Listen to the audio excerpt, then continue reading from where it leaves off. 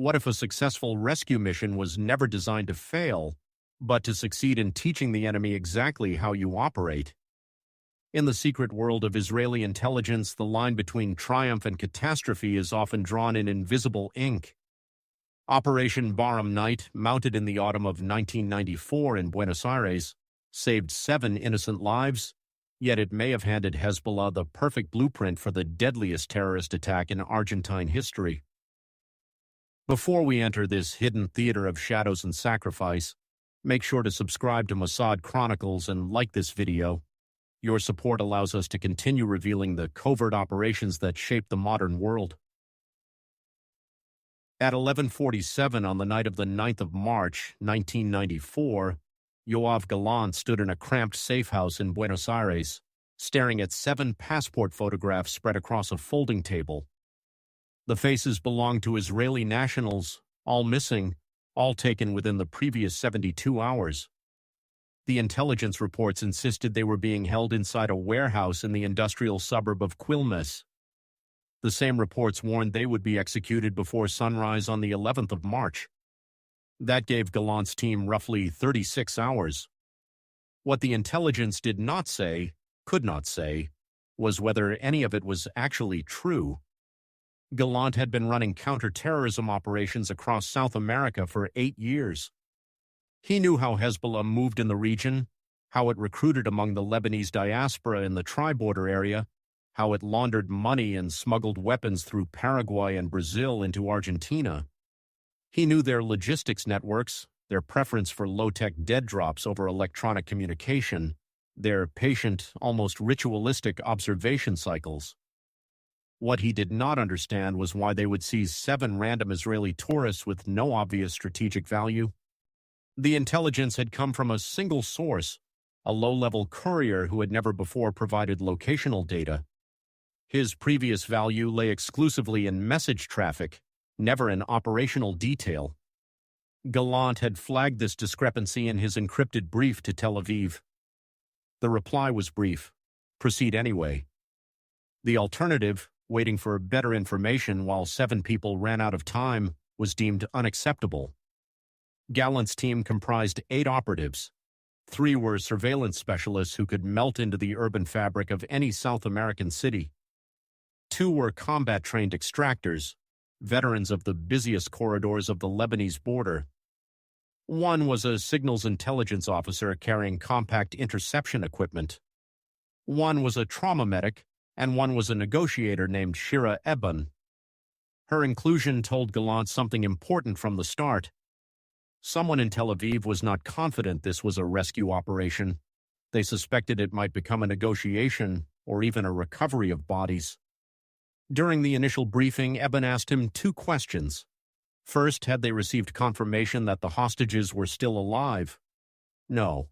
Second, had the execution deadline been corroborated by a second independent source? Also no. Gallant told her they were acting on the best available information.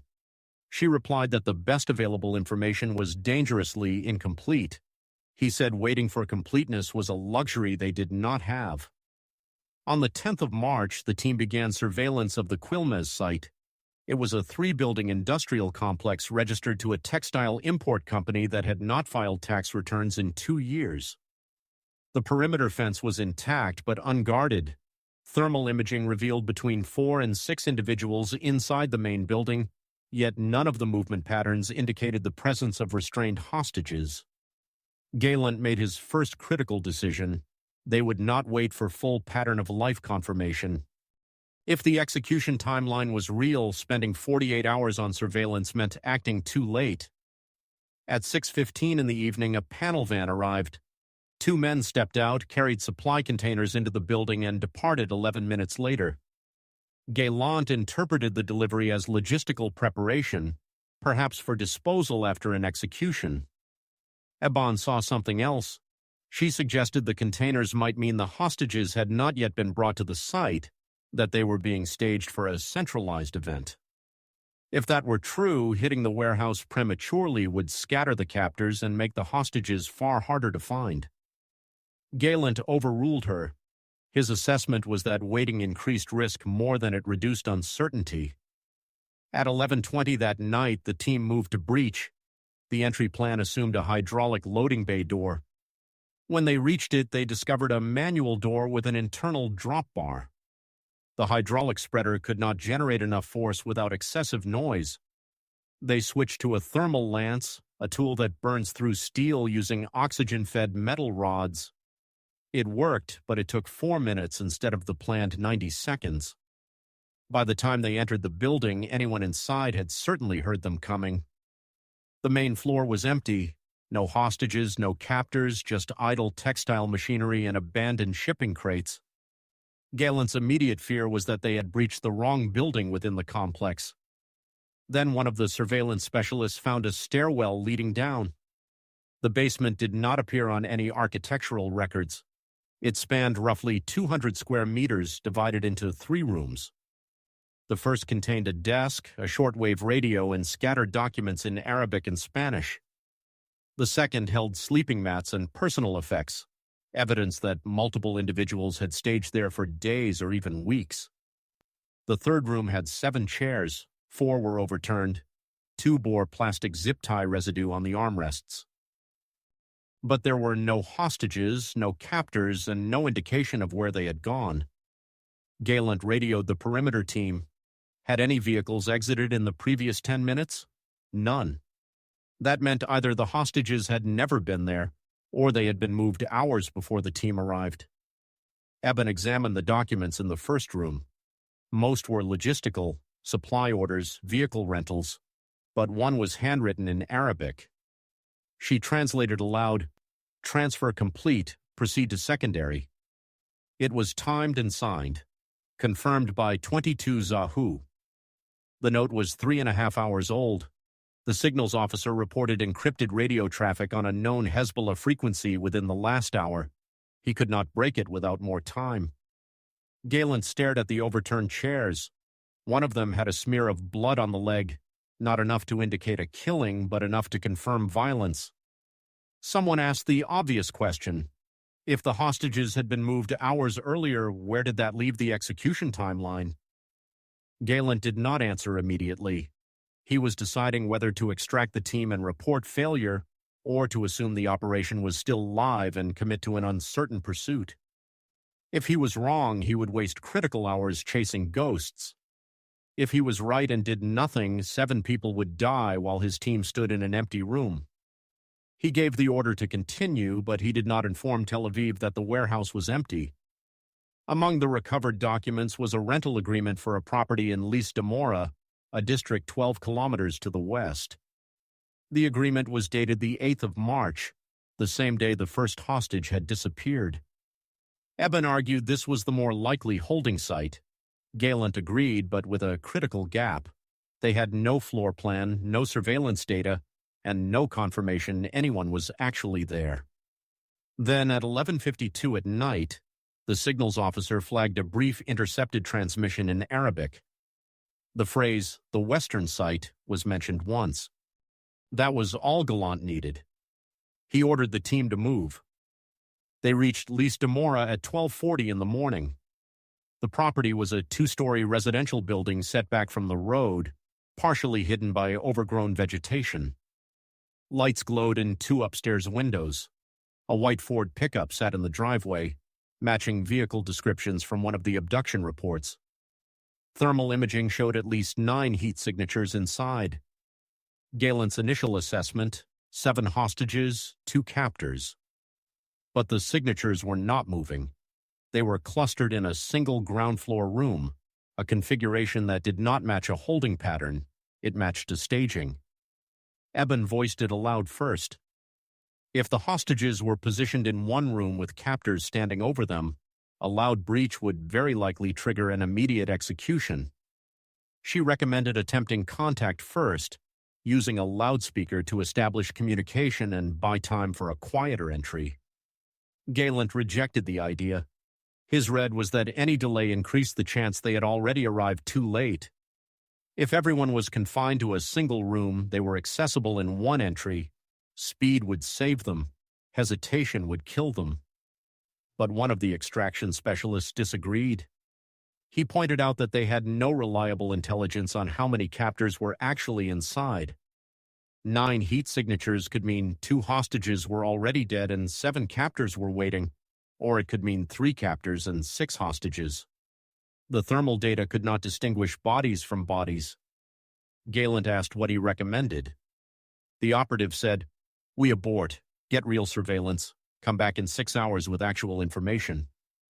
Eben agreed. She said the blood on the chair in the warehouse could mean they had already lost someone. Rushing a second breach based on another assumption could mean losing everyone. Gallant stood outside the building for 40 seconds without speaking. His team was fracturing. Half wanted to abort, half wanted to move. The intelligence had been wrong once. It could be wrong again. But if it was not, if 7 people were inside that building waiting for a bullet, then walking away meant living with a decision he could never reverse. He gave the order to breach. At 10:03 in the morning, the team hit the front door with a battering ram. The frame splintered in one strike. They entered in tactical formation, weapons raised, prepared for immediate resistance.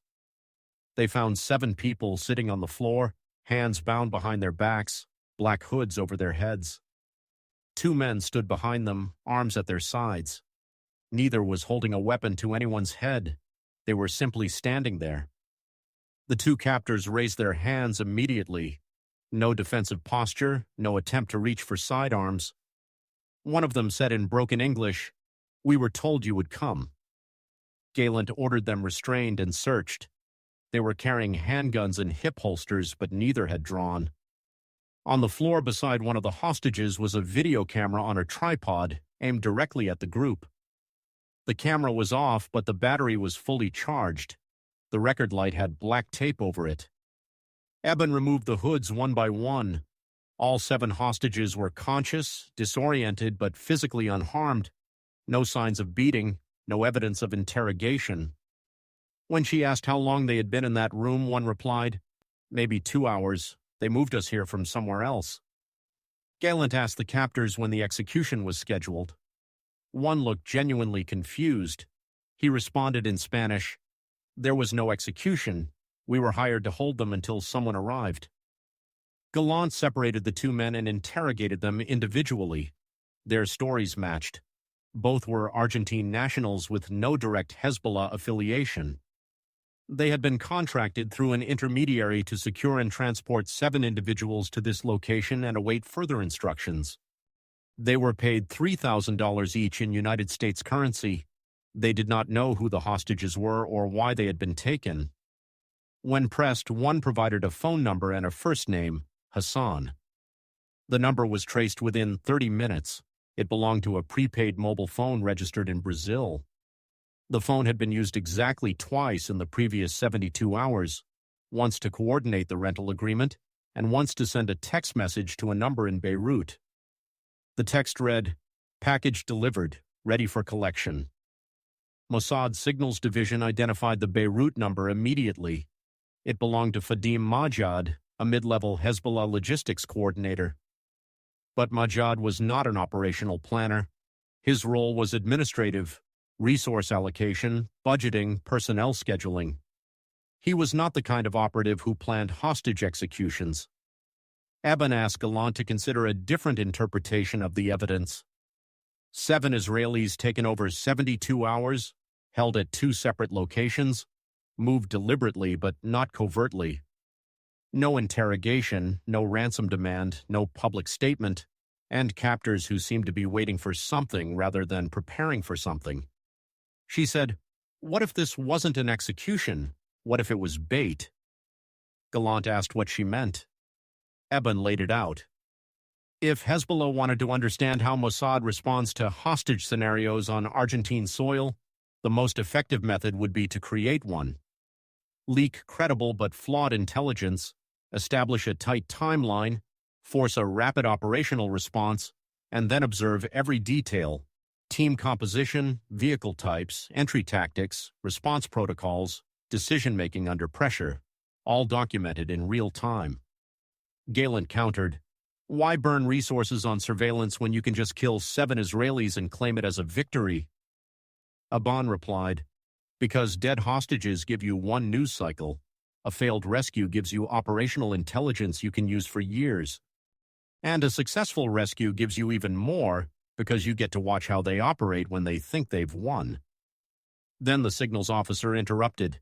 He had just intercepted another encrypted transmission on the same Hezbollah frequency. The signal strength suggested it had originated within a 3-kilometer radius of their present location. Someone was watching them right now. Gallant made an immediate decision: evacuate. No secondary sweep of the building, no attempt to locate the nearby transmitter. If this was a surveillance operation, every additional minute on site was feeding intelligence to the other side. The team extracted all personnel and hostages by 1:47 in the morning. They reached the Buenos Aires safe house at 2:35. All 7 hostages were alive. The mission, by any tactical measure, had succeeded. But as Gallant sat reviewing the night's events, one detail kept circling back. The video camera, fully charged, tape over the record light. If it had been set up to film an execution, why was it not recording when they arrived? Unless it was never meant to film the hostages at all. At 3:15, Gallant debriefed each hostage individually. Their accounts were consistent on the basic facts: abducted by force at different times and locations, transported separately in panel vans, held in isolation for 12 to 36 hours, then moved together to the final location approximately 3 hours before the rescue. But one hostage, a 34-year-old engineer from Haifa named David Misrai, mentioned something no one else had noticed. While being transported in the van, he had been seated near the front. The captors spoke to each other in Arabic. He did not understand most of it, but his Moroccan grandfather had taught him fragments, and he recognized one phrase, al-istidad al-Qas. Eben translated it immediately: special preparation. It was Hezbollah operational shorthand. She had encountered the phrase twice before in intercepts. Both times it referred to surveillance exercises. Gallant asked Misrai if he was certain.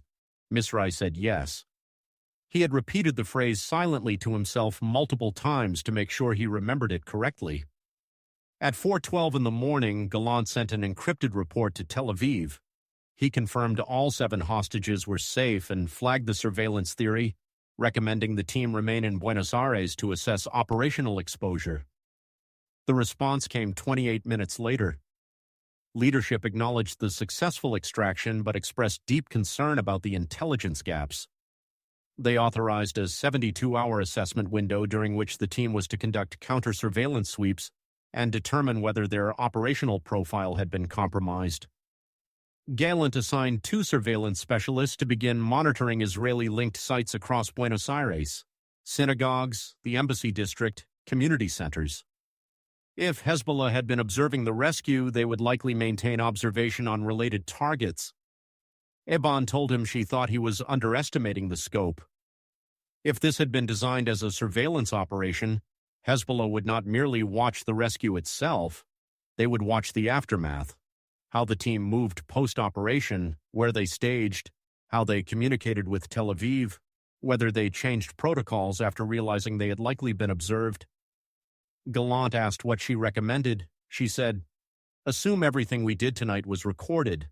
Assume they know our faces, our vehicles, our entry methods. Assume they are still watching." She urged him to extract immediately, get the hostages out of Argentina within 24 hours, and dissolve the team. She also said it might already be too late. On the 11th of March at 9:30 in the morning, one of the surveillance specialists reported activity at the AMIA building, the Asociación Mutual Israelita Argentina, the Jewish community center in central Buenos Aires.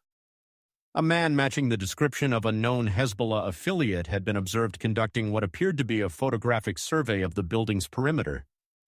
He spent 11 minutes walking the block, stopping at 3 different angles, holding a camera but not obviously taking pictures. Gallant ordered the operative to maintain distant observation and not to engage. If this was part of the surveillance network, confronting him would only confirm that Mossad knew it was being watched.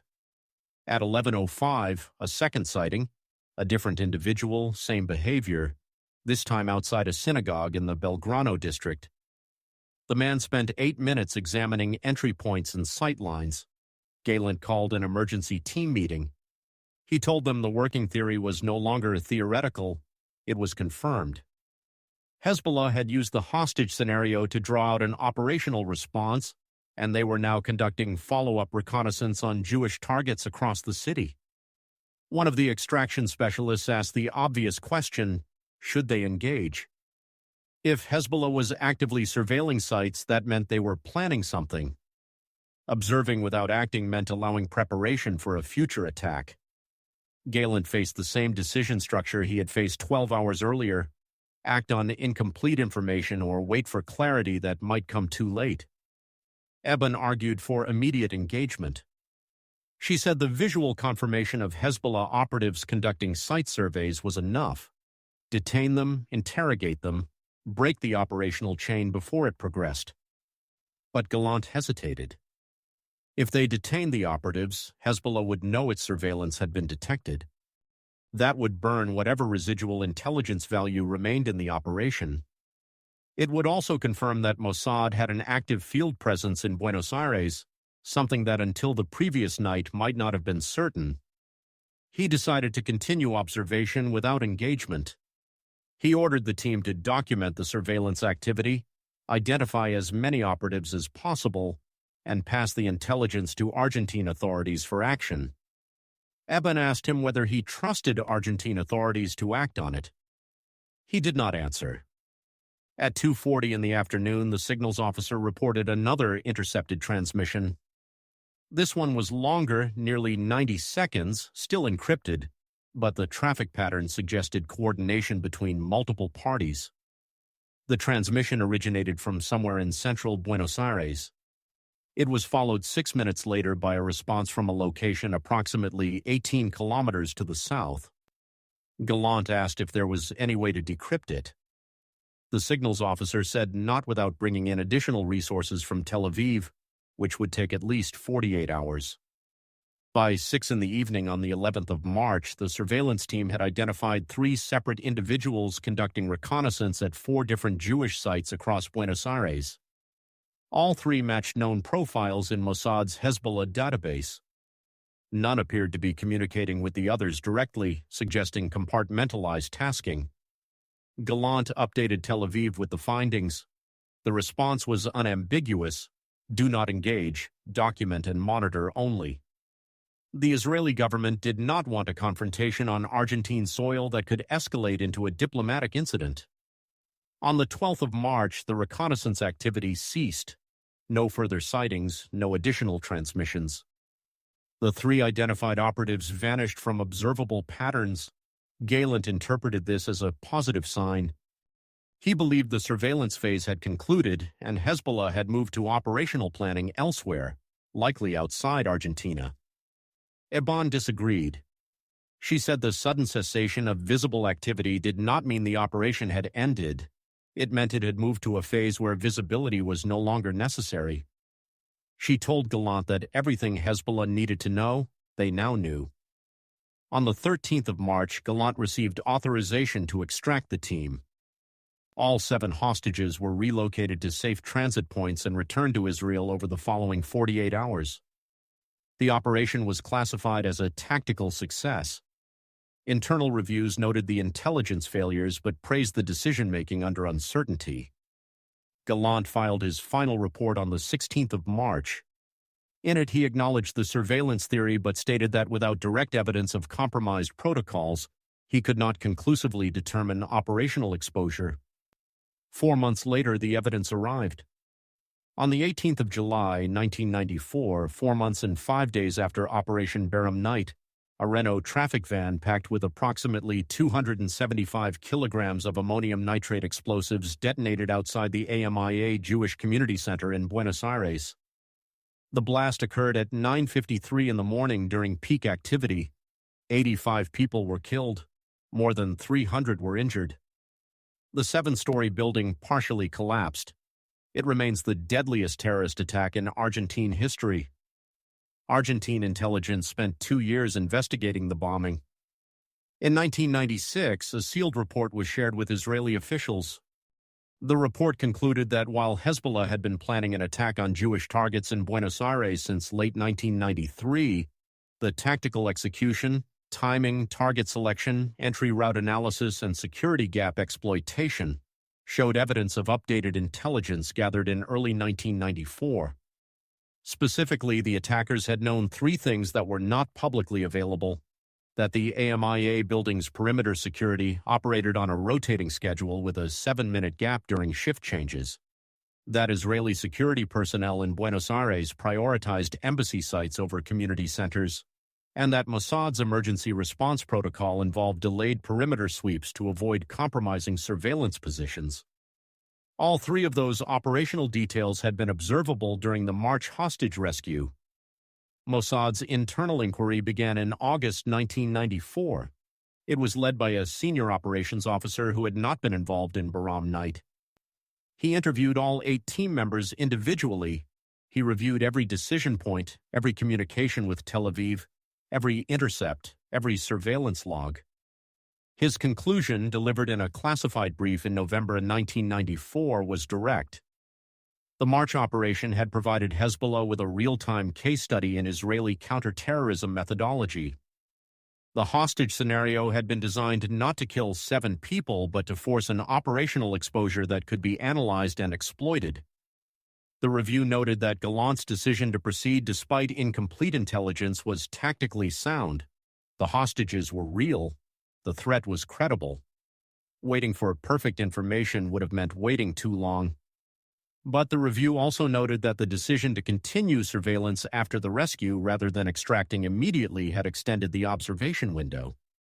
Every hour the team remained in Buenos Aires after the 10th of March was an hour Hezbollah could study how Mossad operated in a post-crisis environment. Gallant was not reprimanded. He was reassigned. He continued running operations in South America until 1998, but he no longer worked counterterrorism. His role shifted to economic intelligence, monitoring financial networks, tracking money flows, liaison work with banking regulators. In closed-door testimony in 1999, he was asked whether he would have acted differently had he known the rescue was being observed. His answer was no. He said the hostages were real, the threat was credible, and the alternative was to let 7 people die while waiting for a certainty that would never arrive. He was then asked whether he believed the AMIA bombing could have been prevented. He said he did not know, but acknowledged that the intelligence Hezbollah gained in March had made the July attack easier to execute. Shira Eban left field operations in late 1994. She transitioned to analysis and training, working primarily out of Tel Aviv. In 2003, she gave one of the only interviews she ever granted, speaking to an Israeli defense journal on condition of anonymity. When asked what the hardest part of intelligence work was, she said, "Making a decision that saves lives in front of you and costs lives you will never see." She was asked whether she considered Operation Baram Knight a success or a failure. She said it was both, and that most operations are. The 7 hostages returned to Israel in March 1994. None of them were told about the surveillance theory. None were informed that their rescue might have provided intelligence that enabled a future attack. Most learned about the AMIA bombing from news reports 4 months later and had no reason to connect it to their own abduction. One of them, David Misrai, the engineer who had recognized the Arabic phrase, later said in an interview that he never understood why he had been taken. The men who held him did not ask questions, did not make demands, just moved him from one location to another and waited. He said it felt less like a kidnapping and more like a rehearsal. Hezbollah never claimed responsibility for the AMIA bombing. Argentine prosecutors issued arrest warrants for several high-ranking Hezbollah officials, but none were ever extradited. In 2006, Argentine and Israeli intelligence agencies concluded jointly that the attack had been ordered by Iran and executed by Hezbollah with logistical support from Iranian diplomatic personnel in Buenos Aires. Mossad never publicly acknowledged Operation Baram Knight. The connection between the March rescue and the July bombing remains officially unconfirmed. But after 1994, Israeli intelligence protocols in South America changed. Response times were shortened, surveillance windows were compressed, hostage scenarios were treated not just as rescue opportunities, but as potential collection operations designed to study the people responding. The operation saved 7 lives, but what it revealed may have cost many more. And the men and women who made those decisions understood, long before the bomb detonated, that in the clandestine world, success and failure are not always separable. Sometimes the same act that saves the present can harm the future. If this kind of operational analysis resonates with you, there is more waiting on Mossad Chronicles.